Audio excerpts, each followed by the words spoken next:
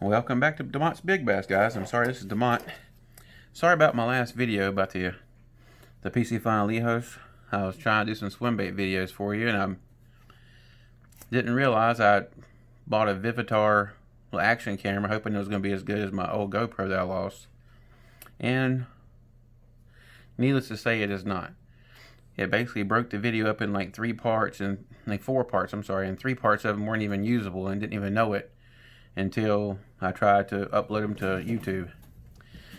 But I have another GoPro ordered, and it'll be here next week. I want to get this video in before I have to have surgery tomorrow morning. This is just some Land Big Fish stuff come in. This has one of my favorite crankbaits of all time in here. And also something else I'm trying to do, what my wife kind of wants me to do. She wants me to try to do a more budget fishing season. So I'll show you what that is in just a second. I'm also going to give you some tips in a minute too. Somebody asked me some stuff. I'm going to show you some stuff about some Z-Man baits. But Seaguar Red Label, I have used this before. It's actually a really good line, not that expensive. This is 12, 20. These are all the 1,000-yard spools. 10, and this should be 15. And 15, right. I use this right here. This is basically like what I throw, like my flukes on. I crank with this, and I crank with this, but I also throw, well, if the water is a little bit clearer, I throw my flukes and stuff with this. I also throw worms and stuff with both of these. I flip and pitch with 20 and skip. Usually I skip with 20 as well. Just so this video don't take too long. I also got some 8 for spinning rod. Alright. I get about 3 more of these every year. This is one of my favorite crankbaits of all time. They've been out since I was a kid. I think that's it. And that is the Lure Jensen Speed Trap. And I always get them in the 1/4 ounce size.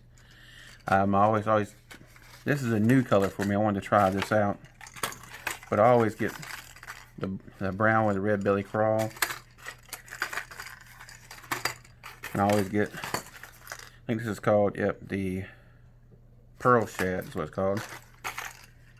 And then that's the Blue Shad. And this one here, I think is called Orange Crawfish. They were out of the other one I always get. The, it's like a Rayburn red color they have. But I throw these usually in about around this time until about March. Sometimes, he doesn't throw them even later than that. I can throw these all year long. But I throw them on a 7'5" medium cranking stick. I want to get a lot of distance out of them, and I want to basically parallel some riprap and just bring that back to the rocks. That is one of the best little square bills you can ever find. It says it dies to 8 foot, but if you put it with like 10-pound test, you can get down to about 10, 11 foot deep.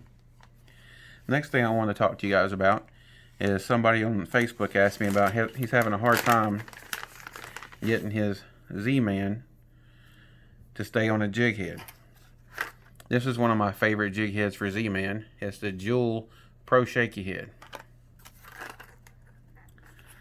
Alright, I want to show you some of the tips I do with it real quick. I don't like how thin that is. So I come in, I take off. This stuff's so stretchy, so you gotta be real careful with it. Sometimes I just bite it, but that stuff is really salty. There we go. See, now it's a lot thicker and a lot flatter. I just took off a little, about 1/8 of an inch. And you see this has kind of a wide collar on it.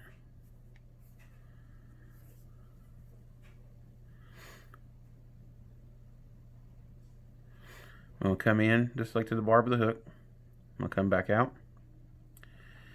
I'm going to bring this up and over that collar. You see how it kind of stays on that collar really good, and that collar is like made for it almost. Then I'm gonna kind of lay the hook on the bait. And what I like to do, I don't like to bring it all the way through. I like to bring it like this. Just bring it right there. I can feel that tip right through the point of that worm. And one thing about this jewel bait is it's designed to never let the hook roll over like that on the bottom. The way the head sits, it has like a bevel on the bottom here. It's kind of hard to see, but that's what you would do for rigging that. Let me show you with another option real fast. Let me set that one to the side. And I also want to show you this. If you haven't tried this color, then you're missing out. This is the Z-Man Mood Ring.